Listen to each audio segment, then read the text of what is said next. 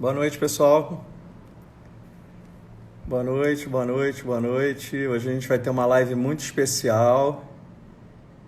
Vamos ter uma live muito especial, falando de posturologia na odontologia.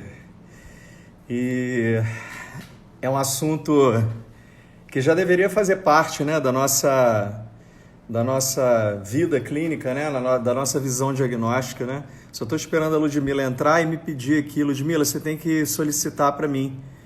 Quando você entrar, você tem que solicitar.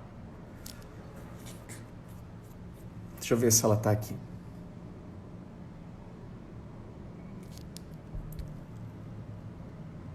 Então, daqui a pouco a Ludmila entra. E aí vamos para mais uma live na nossa sequência aí. Olha ela aí. Oi, Olá, boa noite. Tudo bem? boa noite, tudo jóia? E você? Tudo bem, graças a Deus. E aí, como é que foi seu dia hoje? Trabalhou, não trabalhou? Como é que foi? Eu tô, eu tô hashtag em casa 60 alguns dias, né? É, né? Tá Trabalho difícil, sempre né? no computador, doutorado sempre tem trabalho, É bom, é bom. mas foi ótimo. Eu também, eu tô assim, né? A minha rotina mudou completamente, né? Eu trabalho, tenho um ritmo de trabalho muito intenso na clínica, né? E realmente eu tô, nesse mesmo período que você, praticamente sem ir ao consultório. Fui pouquíssimo, eu acho que eu fui 2 ou 3 vezes só atender emergência. Semana que vem, essa semana que entra agora, que eu vou tentar ver se eu atendo pelo menos 2 pessoas por dia. Enfim, vamos ver, né? A gente está entendendo como é que É, lida com isso tudo, né? É uma situação muito, sim. muito complexa, né? Muito difícil. É uma E transição, né? não, e assim, a gente tem que pensar de uma maneira realista em relação a cada um, né? Eu, por exemplo, sou de grupo de risco, então, o grupo de risco de complicação, porque eu tenho um problema no pulmão, né? Sou asmático e também, assim, eu tive alguns casos na família, né? Agora, graças a Deus, está todo mundo bem. Então, a gente teve um contato muito próximo com essa realidade da Entendi, doença, né? Porque muita gente, o Covid e tal, mas não teve ninguém próximo, né? E eu perdi entendi. algumas pessoas conhecidas da área de saúde, alguns amigos que realmente ficaram bem Nossa, mal. Eu tive esse dissabor de ter um contato um pouco mais próximo com essa loucura toda. E o Rio de Janeiro, né? Que está esse caos, né? Assim, o Rio de Janeiro, a situação do Rio é uma situação muito louca, né? E muito louca sim. antes da pandemia, né? Quer, quer dizer, já vem numa loucura pré-pandemia aí muito grande, né? Ludmila, faz favor, fala um pouquinho de Aham. você, fala um pouquinho da tua formação, fala um pouquinho da tua história, enquanto o pessoal está entrando, Sim, da tua lógico. história até você chegar nesse teu interesse, nessa tua paixão aí pela questão da posturologia, enfim, fala um pouquinho de você. Vou falar. Então, primeiro, boa noite. Muito obrigada pelo convite, né, Alexandre? É mais do que uma oportunidade, né? Eu me sinto muito honrada por estar aqui conversando com você, uma pessoa que eu admiro muito. Obrigado. E, na verdade, o meu agradecimento é mais do que por conta desse dia, né? A primeira vez que eu te escutei falar aqui, que você veio no nosso curso, foi um momento muito importante e tem a ver com isso que você pediu para eu contar, né? A minha caminhada iniciou praticamente desde que eu me formei, porque eu sou filha de pai e mãe dentista, né? Espero que meu pai esteja aí para conhecer o meu trabalho, Vai estar, porque vai estar. infelizmente a vida foi dando outros rumos e a gente acabou que nunca trabalhou juntos, né? E a minha mãe também faleceu logo que eu me formei, mas os princípios que eles implantaram em mim, né, que eles me falavam, eu estou falando isso porque eu acho que eu selecionei alguns princípios para a gente começar, né, a nosso bate-papo, porque foram eles que construíram a minha profissão, né? Então, eu me formei, vai fazer 16 anos esse ano, 17, não lembro, acho que é por aí. E eu tinha interesse por todas as áreas da odontologia, porque eu sempre via meu pai lendo livros, né? de todas as áreas. Então, eu cresci com livros de todas as especialidades dentro de casa. Minha mãe, quando eu tinha 15 anos, estudava hipnose, especialização em hipnose na odontologia. Eu tenho um tio que é médico, cardiologista, que se tornou psicoterapeuta, homeopata. Então, foi assim, um desbravador da homeopatia no Sistema Único de Saúde Pública em Araruama. Né? Uma pessoa que eu tenho extrema admiração. Tive a oportunidade de iniciar minha carreira passando slides de Bonachella, Mário Honorato, Carlos Araújo, Milton Carlos Kuga, que é uma pessoa admirável, por quem eu tenho a honra de dedicar essa minha caminhada, porque muitas vezes eu tive vontade de sair da odontologia, mesmo enquanto eu estava na faculdade, né? Eu sou geminiana, eu gosto de muitas coisas. Era muito difícil para mim me focar em um assunto específico, né? E quando eu me formei, eu fui logo fazer um mestrado em reabilitação, que era uma primeira turma de mestrado da Veiga de Almeida. E lá também foi um mestrado bem desbravador, que o professor Cláudio, que é um cara também muito visionário, a gente teve a oportunidade de ter contato com marketing, com outras áreas, né? E eu sou de Campos, interior do Rio, e eu queria morar no Rio de Janeiro, né? Então, durante o mestrado, eu só queria saber de ir para o Rio de Janeiro, e aí eu me inscrevi para o Exército para poder ir para o Rio de Janeiro. Então, na época, meu pai me obrigou a fazer especialização de prótese, porque ele falava que mestrado sem saber trabalhar, luva seca, eu não ia poder ser. Então, eu praticamente fui obrigada a fazer uma especialização junto com o mestrado. E fui tocando. E logo que eu terminei o mestrado, a especialização de prótese, eu comecei a trabalhar. Logo depois a minha mãe faleceu. E aí a minha vida parou, né? E aí muitas dores começaram a aparecer, muitas somatizações, cervical, DTM, fibromialgia, e foi aquela cascata, né? E aí também eu comecei a dedicar a minha vida, eu tive a oportunidade, né, familiar, uma base sólida construída pelo meu avô, né, de poder parar e ver o que realmente fazia sentido para mim. Então eu nunca deixei de estar na odontologia, né? A minha história clínica começou aí no Rio de Janeiro, sempre foi no Rio de Janeiro, mas eu comecei a me tratar por conta das dores e eu comecei a conhecer a fisioterapia. Tudo bem? Você está me escutando, Alexandre? Estou te escutando. Tá. Então, na época, né, eu era sempre, a Lud não para, ela não para de estudar, sempre muito criticada por conta disso.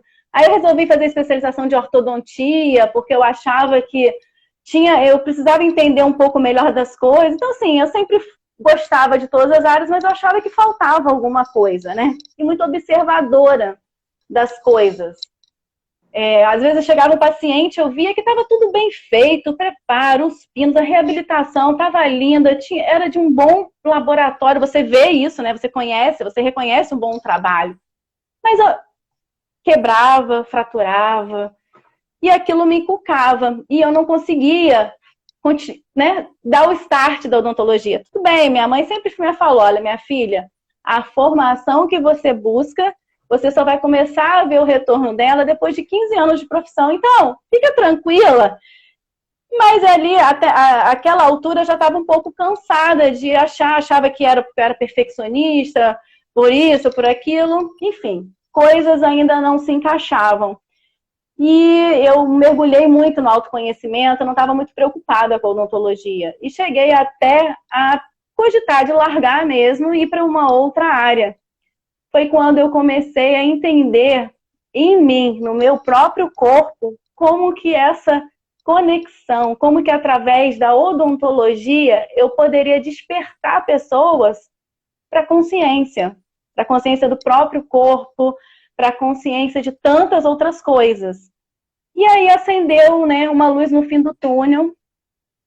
E eu fui estudando, comecei a ficar namorando, paquerando a fisioterapia, ia, voltava, buscava. Eu falava, mas eu não quero fazer especialização de DTM, não é isso que eu quero. Mas aí a DTM ia me chamando, porque, né, odontologia, fisioterapia, disfunção temporomandibular, mas não era aquilo, eu sentia que não era. E aí, um dia, eu morava no Rio já há quase uns 10 anos, ou até mais, aconteceram várias coisas na minha vida pessoal, eu fui parar de volta aqui em Campos. Eu lembro que eu me inscrevi para fazer um concurso, que minha prima mandou um dia para mim do nada, e eu falei, não penso em voltar para Campos, mas eu me inscrevi. Aí, quando deu um mês depois, me chamaram para fazer a prova. Eu vim fazer a prova. Eu lembro que no meio da prova, eu fui no banheiro e falei, meu Deus, eu posso passar nessa prova, o que que eu faço agora? E eu tremia, porque se eu passasse, eu ia voltar para Campos e não era aquilo que eu queria, né? Aí eu voltei e falei, Ludmila, não se sacoda, faz o que tem que ser feito. Eu fiz a prova. 2 dias depois, tinha uma entrevista, né, com o diretor lá do local, e ele me perguntava se eu podia me dedicar às 20 horas, né? Eu falei, olha, eu não posso, porque eu moro no Rio, eu posso cumprir as 20 horas, mas eu não posso trabalhar todos os dias. Eu preciso ir ao Rio e tal. Aí eu voltei para casa, meu irmão, você tá maluca? Você não quer emprego, né? Você vai falar isso na cara. Eu falei assim, eu tenho que falar a minha verdade. Não quero saber, se tiver que ser, foi, mas essa é a minha verdade, porque se amanhã ele perguntar se eu vou me mudar para Campos, eu não vou. E aí, Alexandre, eu passei e voltei a morar em Campos, né? E foi assim, foi um resgate muito grande. E aí eu introduzi a especialidade de prótese no sistema do SESC Senat aqui. Então foi um puta desafio, eu cheguei, não existia especialidade do início ao fim. Com 9 meses depois, eu estava entregando, juro para você, cerâmica pura na boca de motorista de ônibus, de todos. Eu olhei, eu fiz um trabalho que eu falei, gente, não é possível. Mas aí acabou o desafio, eu já comecei a pensar, né? E aí um dia eu falei, sabe uma coisa? Eu vou fazer faculdade de fisioterapia. E aí eu entrei no site, olhei, fui atrás do Rocabado e eu achei a Daniela Biasotto. Eu falei, pesquisadora? Fazer doutorado em fisioterapia, porque aí, né, eu aproveito que eu já sei de odontologia. Aí eu fiquei quieta, não contei para ninguém. Fui trabalhando aquilo dentro de mim. Eu falei, como vai ser agora eu falar que eu vou pedir demissão? Ninguém vai me apoiar. Mais uma vez vão dizer que eu tô sempre largando tudo, né? E aí foi muito forte, porque eu resgatei algumas questões minhas de práticas de meditação e fiquei como se eu estivesse num retiro, numa quarentena, né? Só que eu saía para trabalhar. E aí, com 15 dias disso, o meu chefe me chamou dizendo que eu ia ser demitida. Aí eu olhei assim, tá falando sério? Tem algum motivo? Não. Você vai receber todos os seus direitos. Eu olhei e falei assim, muito obrigada. Ali eu entendi, sabe?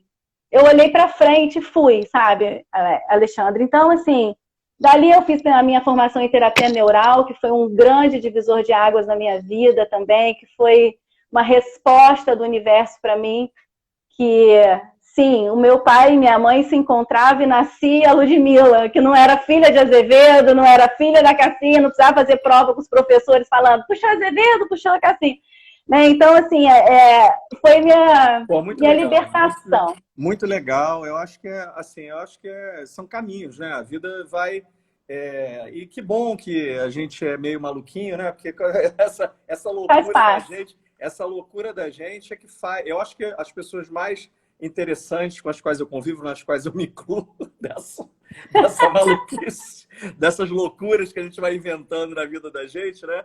De sair, se tirar da zona de conforto, né? Não ficar acomodado dentro de uma zona de conforto e se tirar dela, né? Porque tem que ter muita coragem para sair da zona de conforto, né? Você tem que ter, eu, por exemplo, não é fácil. Eu volto e meia me arranco fora da zona de conforto, você sabe bem disso. Eu estou sempre me reinventando e tentando criar estímulos para a vida, né? Porque não adianta você, sei lá, uma clínica de 30 anos, bem sucedido, é a mesma coisa, né? Aquilo é a mesma coisa. Eu, por exemplo, tem gente que fica feliz fazendo a mesma coisa a vida inteira. Eu não consigo. Então, toda hora eu estou me puxando para fora e fazendo movimentos que me deem, assim, que dê graça à vida, né? No sentido de mudanças onde você sente um crescimento. Estudo é uma coisa que dá muito prazer, né? O conhecimento, né? Essa fome de conhecimento, né? E não só específico, né? Uma fome de conhecimento geral. Mas olha só, a gente tem o nosso tempo aqui, então agora Vamos lá. vamos focar no nosso assunto. Eu queria começar agradecendo a todo mundo que está aqui. A gente já tem 140 pessoas mais ou menos assistindo a gente. Então, dá para a gente já começar no nosso assunto.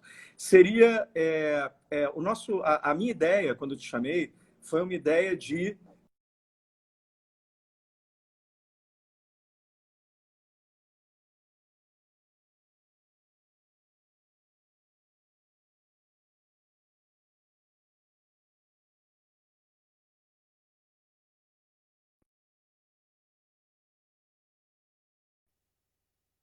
esse conhecimento diagnóstico. Alexandre, travou um pouquinho para mim a sua imagem, Mas agora congelou. voltou agora? Voltou. Tá, então, Uhum.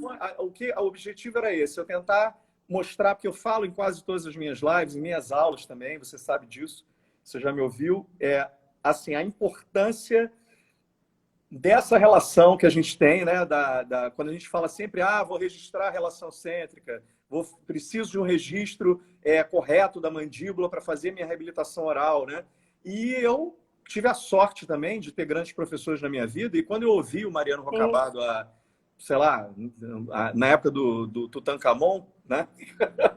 Que eu ouvi ele pela primeira vez, isso devia ser final da década de 80, início de 90, falando já disso, né, dessa relação 50-50, né, da questão da relação da articulação crânio-cervical e da temporomandibular, da importância desse equilíbrio crânio-cervical, estar equilibrado esse sistema crânio-cervical para que você consiga um bom registro temporomandibular, uma estabilidade postural da mandíbula ideal. Enfim, essa relação íntima que esse sistema tem e a importância para o clínico que está ouvindo a gente de entender que a reabilitação oral ela é uma relação como você diz, né, de interdisciplinaridade. Ninguém faz nada sozinho. E você tem que ter na tua equipe profissionais dentro de áreas específicas e algumas hoje não diretamente odontológicas. Você tem que ter um médico. Hoje já tem odontologia do sono, mas antes não tinha. Então, tinha que ter um médico do sono, você tinha que ter um fisioterapeuta, uma equipe, né?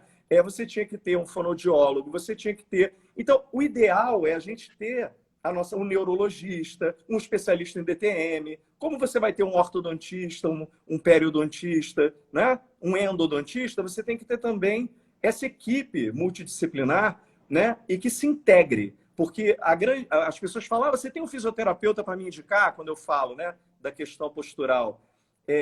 Não adianta eu indicar um fisioterapeuta para você, que é isso que você vai, agora vou te deixar falar à vontade, não adianta você indicar um fisioterapeuta para um dentista, se ele, dentista, não tem o conhecimento de até onde aquele trabalho pode chegar e também de falar a mesma língua que o seu especialista fisioterapeuta que está ali. Porque se eles não tiverem essa conexão, não adianta você achar que você vai ter um fisioterapeuta e vai mandar o teu paciente para lá e o fisioterapeuta que se vire e depois manda, como é com as outras também.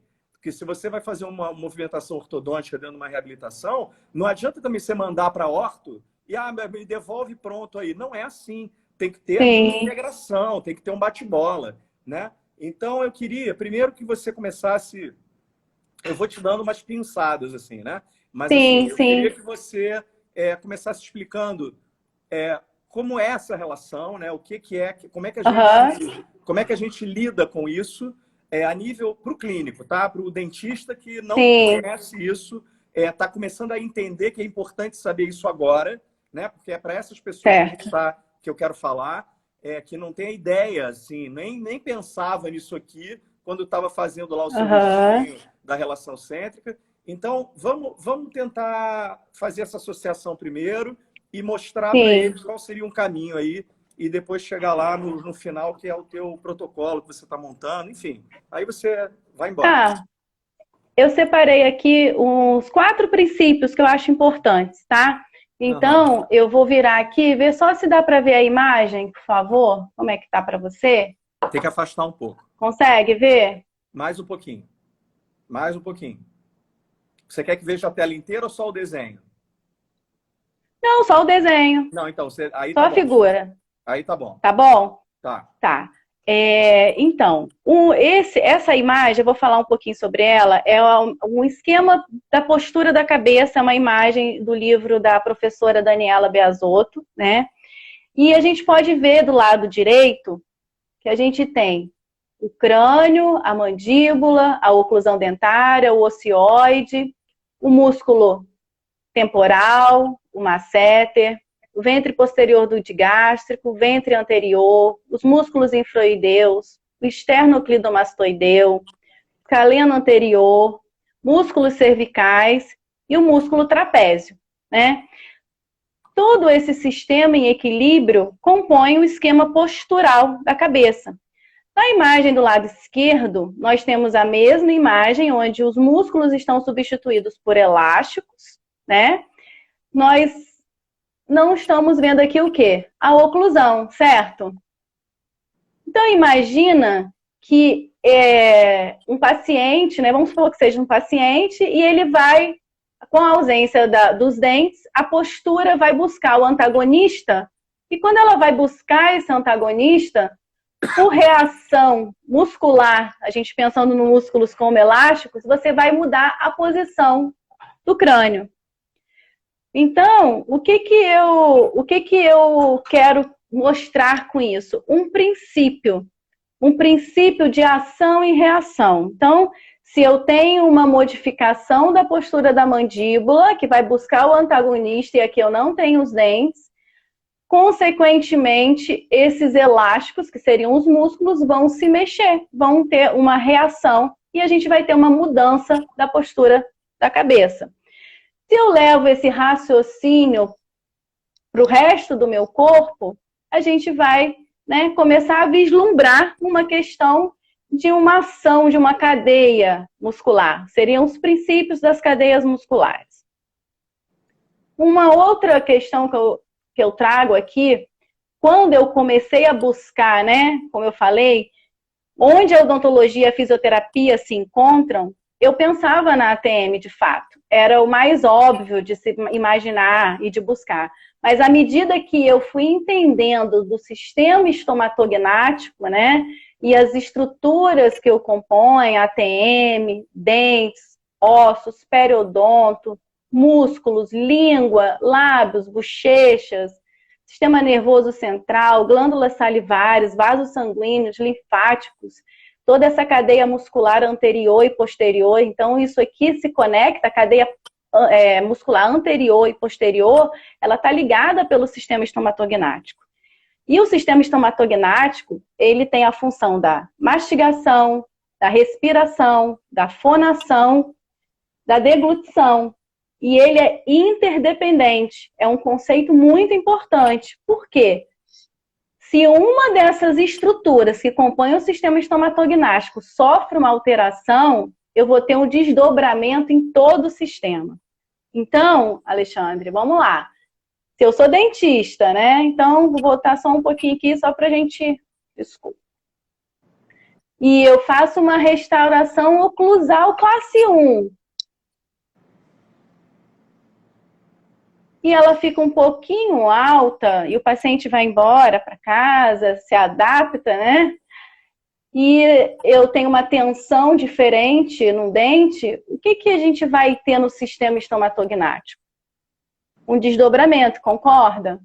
Sim. Então, isso me fez entender que essa relação da odontologia e da fisioterapia ia muito além da articulação, da disfunção temporomandibular. Era necessário que eu tivesse maior entendimento e trabalhasse com esse conceito muito vivo dentro de mim, diante dos pacientes, para qualquer situação, para qualquer tratamento, né?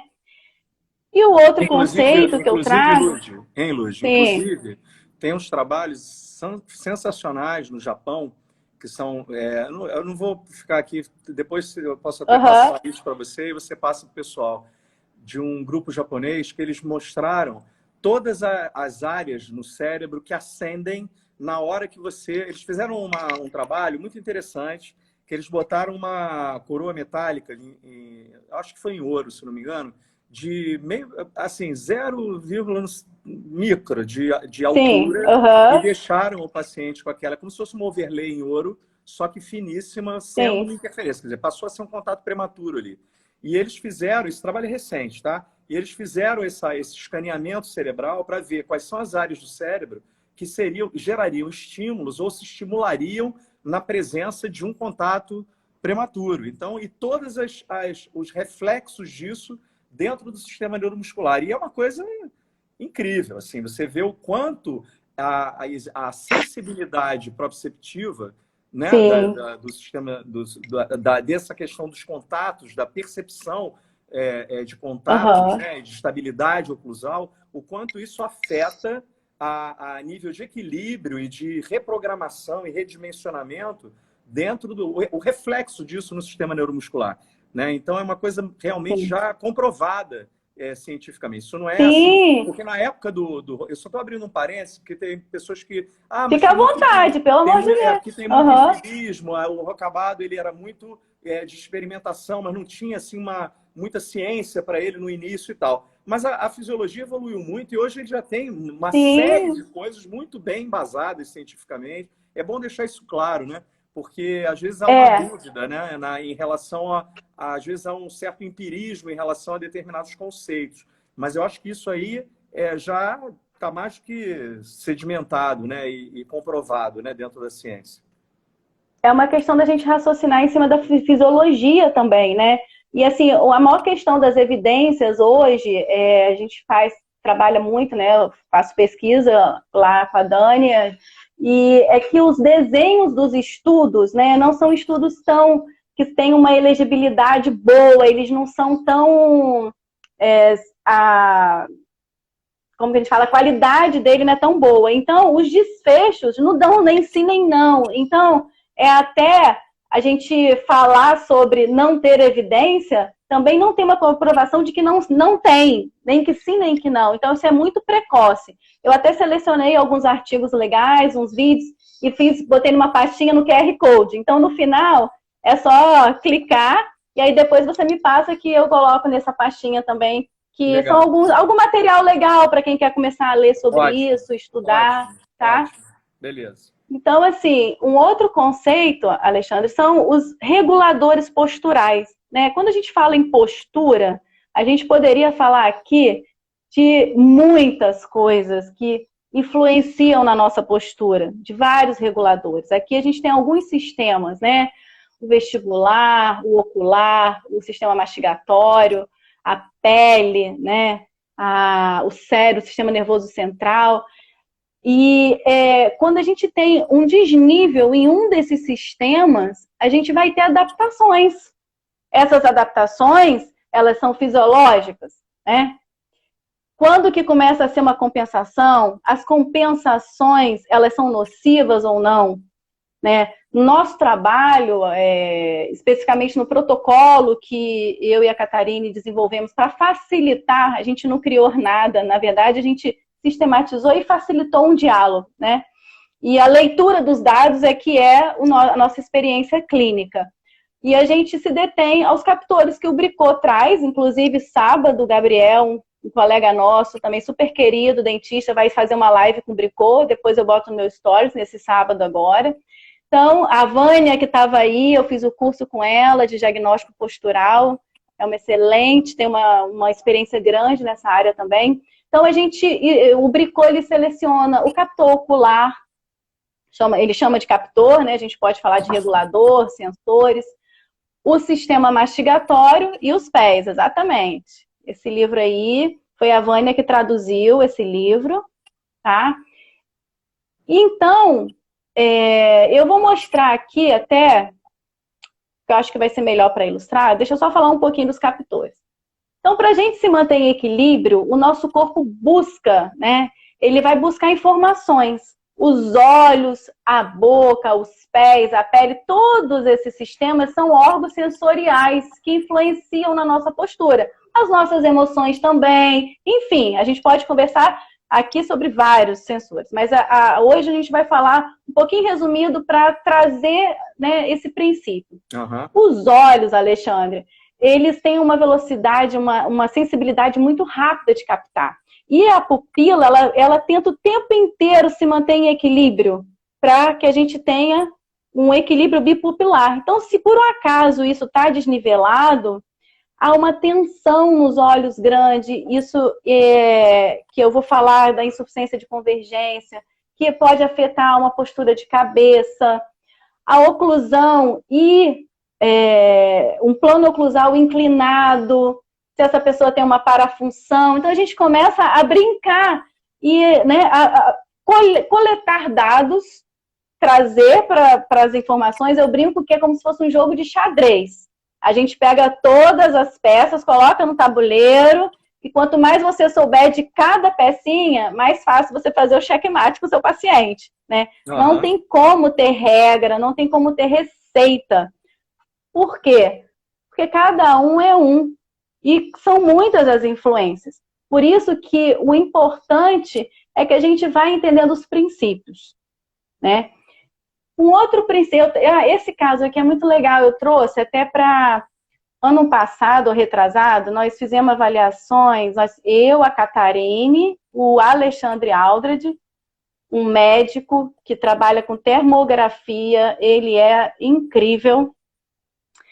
E nós avaliamos 32 atletas de futebol, utilizamos o nosso protocolo e teve o Plus do Aldred, que é uma das ferramentas que a gente ainda vai introduzir no nosso protocolo também, que é a termografia. E foi muito interessante, porque a Catarine fez o diagnóstico postural dos atletas, depois o Aldred mandou para mim o diagnóstico da termografia, só que ele é um cara assim, se você não conhece, eu vou te apresentar, porque você vai ficar encantado com ele. E aí ele começou a estudar posturologia, que nem um doido, né, também e tal.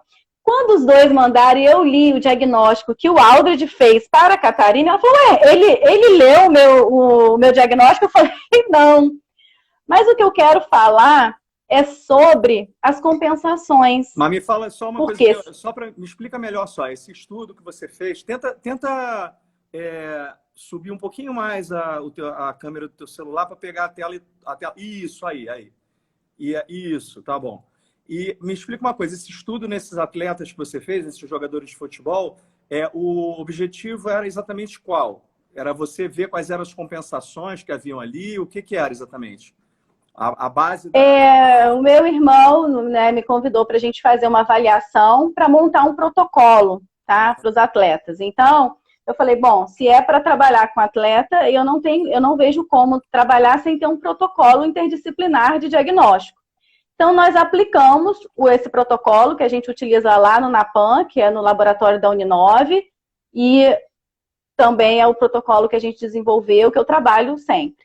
Então, eu vim, a gente agendou para fazer um perfil, né, um perfil completo desses atletas. Então, foi feito CPOD, nível de placa, aplicamos o diagnóstico de DTM, posturologia, termografia, análise oclusal e de desoclusão. O meu protocolo tem tudo isso. Então, foi assim, foram 12 horas de avaliação. O Aldred estava em São Paulo, quando eu comentei com ele, porque eu participava de um laboratório funcional de ginecologia na USP, e aí foi lá que eu conheci, quando eu comentei com ele, eu vou. Aí ele ia estar no Rio, ele pegou o carro, veio para Campos. Não, assim, é só gente doida mesmo, né, para fazer essas coisas. E aí, Alexandre, a gente foi assim, nós fizemos essa avaliação, e eu não tenho como mostrar tudo aqui, eu até arrumei hoje, mas assim, o tempo é muito curto. Mas o que eu queria falar disso aqui é o seguinte, só para a gente fechar essa definição. Esse atleta é harmônico, a gente olha, ele quase não tem assimetria, né? Um atleta simétrico, ele é um atleta, tá sem dor, ele funciona bem. E na avaliação postural, a Catarine coloca poucas coisas que quando a gente avalia na termografia, o Aldridge traz com informações mais como se fosse com uma lente de aumento, porque você tem informações biológicas. Aquela adaptação que parece quase nada de assimetria, quando o corpo ele adapta, mas ele não se corrige, ele não se autocorrige. Então você cria uma compensação. Por exemplo, se eu mastigo mais de um lado, algum músculo vai ficar sobrecarregado em função de outros, tá? Ah, eu vou ter problema, eu vou ter dor? Pode não ter problema, pode não ter dor, mas você com certeza vai ter um gasto metabólico, um maior gasto de energia, uma propensão à lesão maior naquele local. Então, é muito bom você ver, se a gente está pensando, como né, o professor Roberto Maciel falou divinamente outro dia com você, numa saúde que não é exclusivamente ausência de dor. Se a gente quer viver mais tempo, eu quero viver muito ainda, eu quero surfar com 60, 70 anos, eu tenho que me cuidar, eu tenho que ter consciência das minhas compensações para que eu tenha um cuidado com isso, para que eu seja mais funcional por mais tempo. Ó, se eu estiver falando muito, você pode falar, me cortar, isso. porque... Só vai, não. Tenta só essa parte desse trabalho, desse estudo. Já está acabando. Não, você tentar compactar para a gente poder falar dos protocolos também, dá tempo, né? Tá. Não, eu citei ali, não vou entrar no estudo, porque o protocolo é o mesmo, né? Uhum. Não existe para mim protocolo para atleta, para fulano, para ciclano. É para o ser humano. Todo mundo merece um protocolo completo, entendeu? E não existe, é para DTM, é para ortodontia, é para prótese, não. Tenho muitos médicos amigos que me acompanham. Esse curso é para médico também. Uma psiquiatra que estava comigo na USP, um dia ela me ligou, Lud, eu avaliei um paciente, ela está com insuficiência de convergência, a cervical... Gente, eu quase chorei quando ela foi me falando, eu estou te indicando ela. Eu quase chorei, Alexandre. Então, é saúde. Então, a posturologia, ela traz isso mesmo, ela traz essa noção, né? Nós, aqui no Brasil, a Europa, ela tem uma base de saúde baseada nesse conceito, nessa interdisciplinaridade, que agora, isso aqui para mim é muito importante. Interdisciplinaridade versus multidisciplinaridade. Eu cheguei à conclusão disso pelos meus pensamentos, pelos meus devaneios. Aí eu falava nos meus cursos que para você trabalhar interdisciplinaridade, você não pode ter ego, você tem que ser humilde, você não pode ser apaixonado por técnica nenhuma, né? A gente não pode tentar fazer com que nosso paciente caiba no que a gente sabe fazer. Aí eu falei, não, já que eu vou dar uma palestra, eu gravei uma palestra agora para um congresso, eu vou lá buscar a definição. E para minha felicidade, eu achei essa citação do Sócrates. Conhece-te a ti mesmo. E aí ele fala, os homens fariam melhor se investigassem a si mesmos. A interioridade nos conduz a um profundo exercício de humildade, fundamento maior e primeiro da interdisciplinaridade. Exatamente. E a multidisciplinaridade? A ciência moderna fez um recorte, né? Então, hoje, a gente tem conhecimentos muito especializados. E a odontologia tem essa particularidade, né? A gente tem mesmo que ter conhecimentos muito específicos, especializados. O problema é que esse excesso de especialidade fragmentou o conhecimento e acaba fragmentando o indivíduo. Eu vou botar esse artigo que eu achei lá também na pastinha, porque eu fiquei assim, queria começar a ler o dia inteiro de filosofia, mas não posso. E aí, ele diz que a gente tem hoje o Gusdorff, que a gente tem, a definição dele é que a gente tem um conhecimento esquizofrênico. Né? Isso quer dizer que a interdisciplinaridade, ela exclui a especialidade? Não. Só que nós precisamos saber trabalhar em interdisciplinaridade. Qual é a diferença, Alexandre? eu posso falar assim para o meu paciente, olha, você tem que ir no fisioterapeuta. E eu nem sei por que que ele foi, para que que ele foi, o que que ele fez. Gente, o fisioterapeuta está atuando no mesmo sistema que você está atuando. O que ele vai fazer na cervical vai influenciar na oclusão que você precisa dar no seu paciente final. Isso é uma coisa muito importante as pessoas ouvirem, porque eu vou abrir um parêntese em relação a um caso clínico. Eu tive uma paciente que ela tinha rodado o Rio de Janeiro inteiro.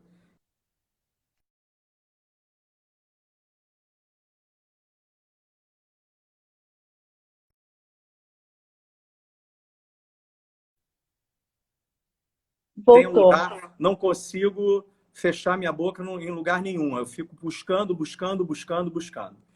E aí, isso já tem alguns anos, já tem pelo menos uns 10 anos isso. E que eu já estou nessa visão já há bastante tempo, pelo menos há uns 20 anos eu já estou dentro dessa visão de uma coisa mais do antes de você olhar a boca, você já olhou várias outras coisas até chegar na boca do paciente. Eu sempre digo que o diagnóstico começa na hora que o cara entra na sua sala. Na hora que ele entra no seu escritório, você já está escaneando ele, como ele anda, como ele fala, como ele senta, o fator psicológico. Então, todo aquele protocolo de análise do indivíduo como um todo e montar um esquema daquele indivíduo antes de você se preocupar se vai ser resina, se vai ser porcelana, se vai ser não sei o quê, né? Então, antes disso, você já tem que fechar ali um conhecimento geral daquele ser humano que está entrando ali dentro. E aí, ela chegou lá e tal. E eu percebi que ela sentava com a cabeça e ficava assim, ó, com a cabeça lá para frente. Era muito magra, muito alta. Uma senhora já. E aquele negócio muito assim, muito tensa, muito ansiosa, muito tal. E eu, dentro da minha anamnese, que é fundamental, isso está incluído dentro da anamnese do dentista, direcionar uma atenção para essa questão do equilíbrio cervical, da coluna cervical, equilíbrio do paciente, enfim, problemas que o paciente tenha com relação a isso no corpo. E ela falou, ai, tenho muito problema, muito problema. Então eu falei, está fazendo alguma coisa para isso? Não.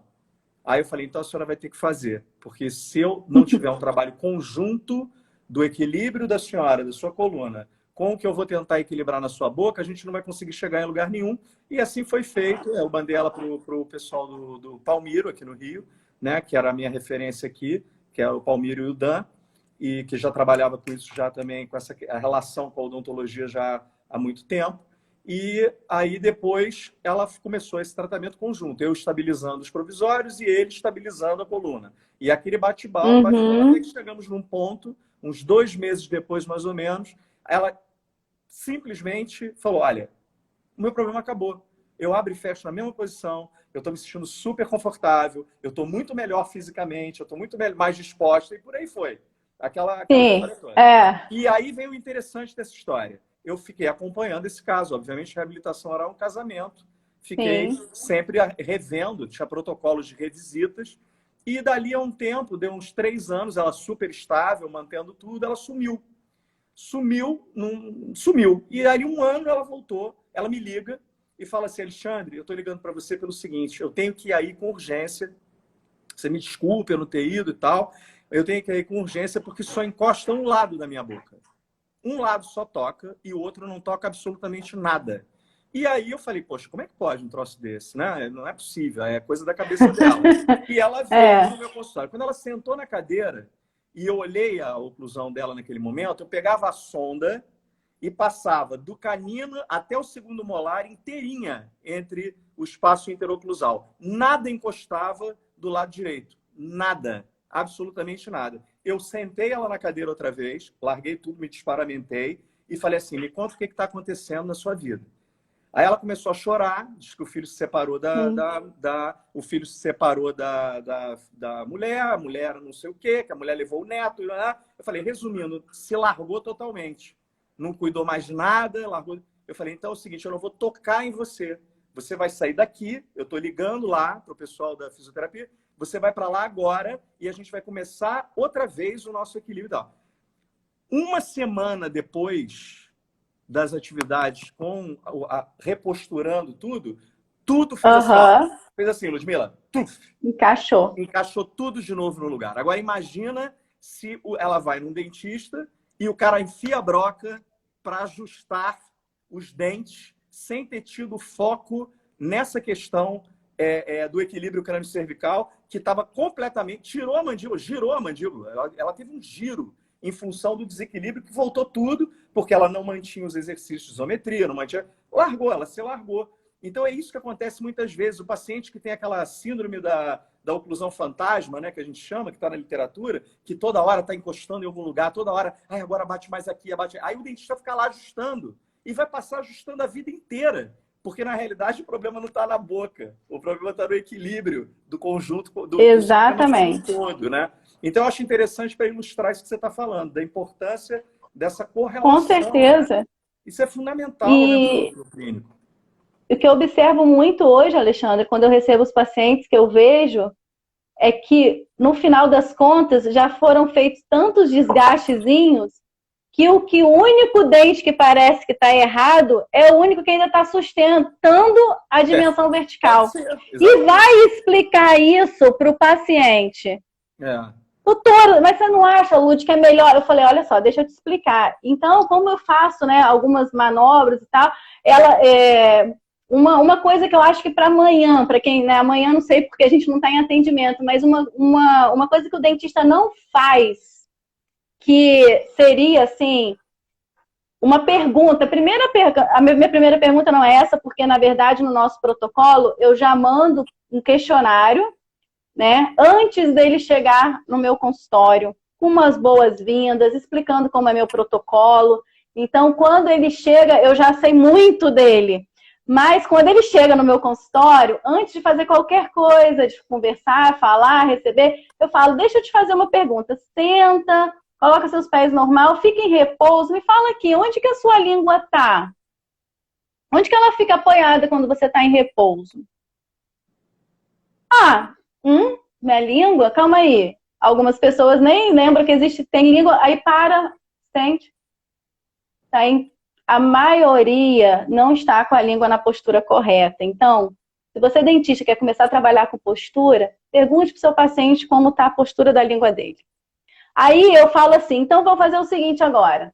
Coloca a língua, aí a pessoa fala que está aqui embaixo, né? Ou então está entre os dentes, descansando. Aí eu pergunto, e os dentes? Aí às vezes fala, tá aqui, no céu da boca. Eu falo, que bom, os dentes se tocam? Tocam? Legal, né? Aí eu falo assim, então agora, com a língua no céu da boca e os dentes tocando, inspira e expira. Aí ela vai... Até quem estiver assistindo a live faz esse teste com vocês aí. Coloca os pés no chão, bota a língua no céu da boca, oclui os dentes e faz uma inspiração. E agora expira. Agora faz a mesma coisa com a língua no céu da boca e sem tocar os dentes. Pronto. Meus pacientes viram os psicóticos da língua. No dia seguinte, ele descobre, Lud, eu quero apertar meu dente o dia inteiro. Eu falei, vigia a sua língua e faz 1 minuto de respiração com ela no lugar correto, você já vai melhorar muita coisa dos seus problemas. Alexandre, eu não estou atendendo. Mas às vezes, Lud, pelo amor de Deus, eu estou com dor. Vamos lá, vamos fazer uma webconferência aqui para eu conversar com você. Onde está a sua língua? Não sei o que. Tinha uma que estava com dor de dente, que eu guio uma meditação todos os dias, aí eu falei, calma aí, calma, eu sei que seu dente está aberto, você tem que tratar canal, mas faz o meu favor, onde está a sua língua? No outro dia, Ludmila, eu não acredito.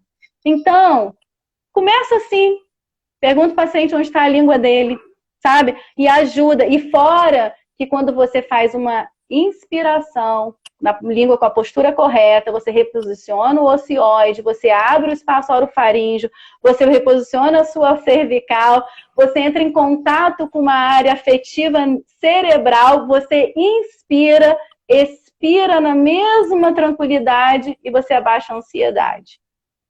Então, você salva uma reabilitação assim. Mas não adianta só falar isso para o paciente, ele tem que experimentar isso. Então, manda ele inspirar de um jeito e do outro. Acabou.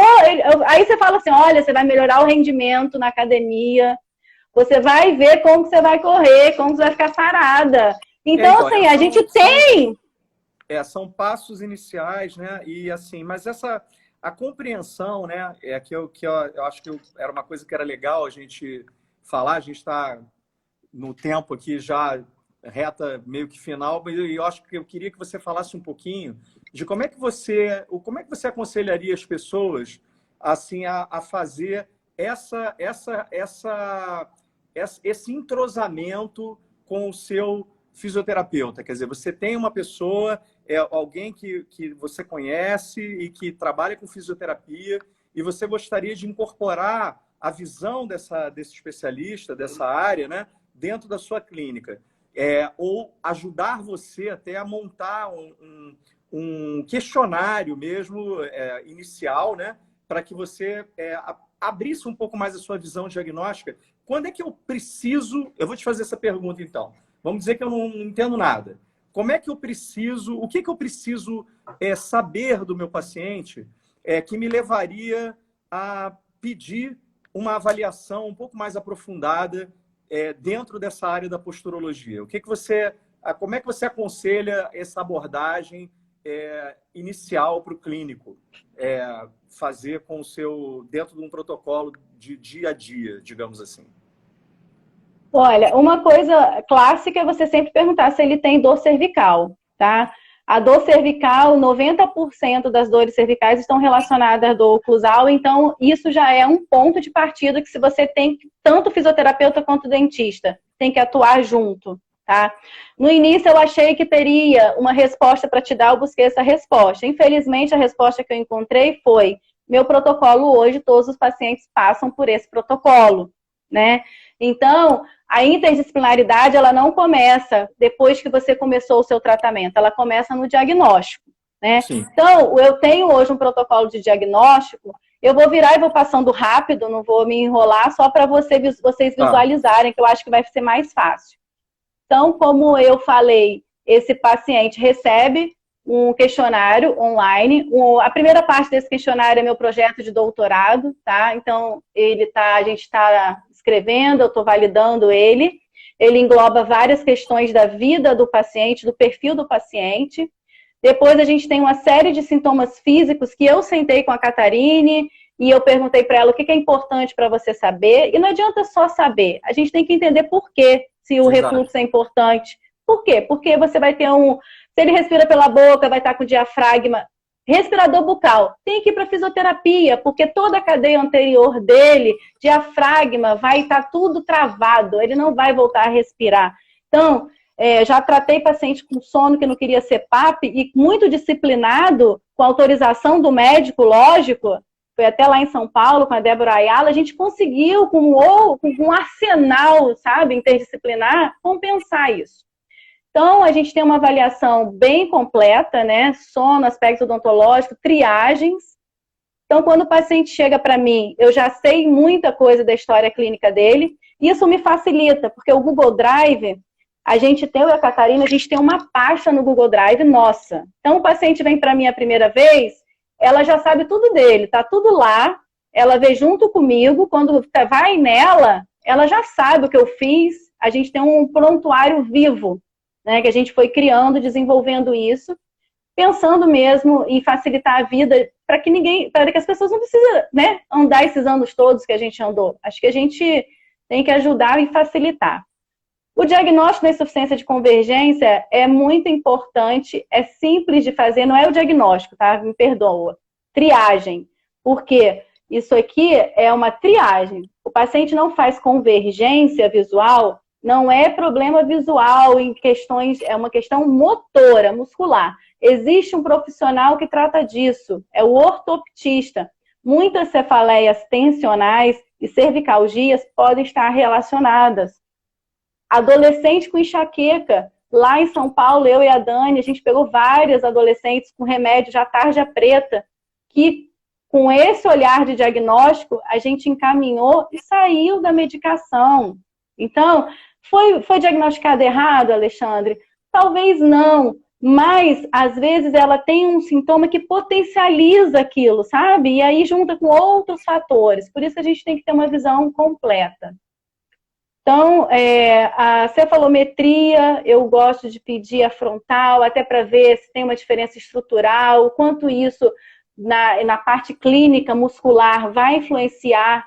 E pode ser um problema estrutural, pode ser muscular, e a gente tem que fazer as avaliações.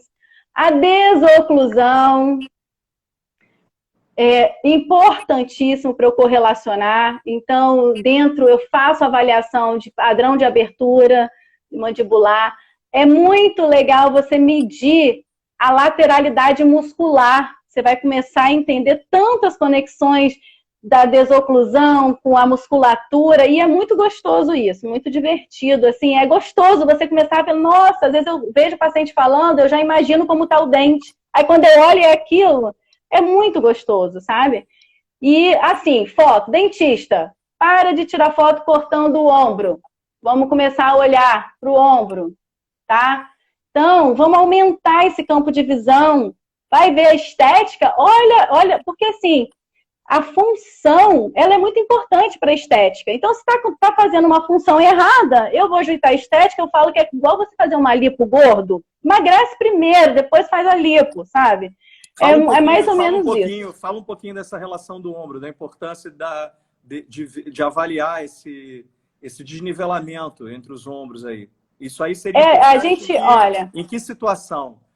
Assim, todas. O que isso diz pra gente, olhando uma pessoa que está, por exemplo, quando eu faço uma foto como essa aí, que normalmente a gente olha muito a inclinação da cabeça, né? Se a pessoa tem alguma tendência a ter um desequilíbrio lateral do crânio. Mas, assim, em que isso aí me ajuda? Ver que ou que sinal de alerta isso dá para um dentista, caso numa foto dessas de padrão, que ele padronize uma foto como essa aí, ele entenda que existe algo que tem que ser revisto e em que isso influenciaria dentro do tratamento dele?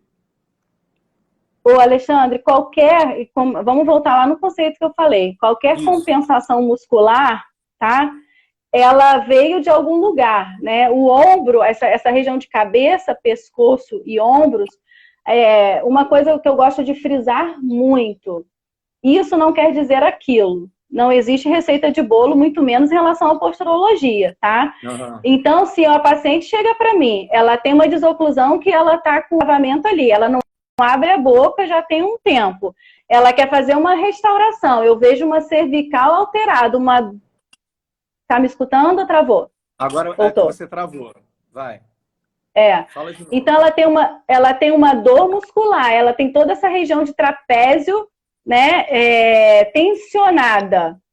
Eu preciso liberar a desoclusão dela, eu preciso dar esse conforto, eu preciso tirar as compensações.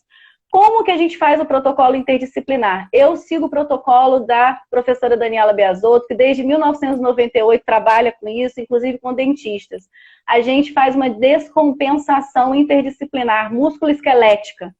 Dente e fisioterapia. Primeiro vamos tirar as compensações, vamos tirar esse quadro de dor, para aí sim a gente poder encontrar um equilíbrio. Você pode encontrar um equilíbrio mandibular, mas se a sua cervical estiver alterada, né, eu não vou entrar nesse assunto, mas onde que está a relação cêntrica disso?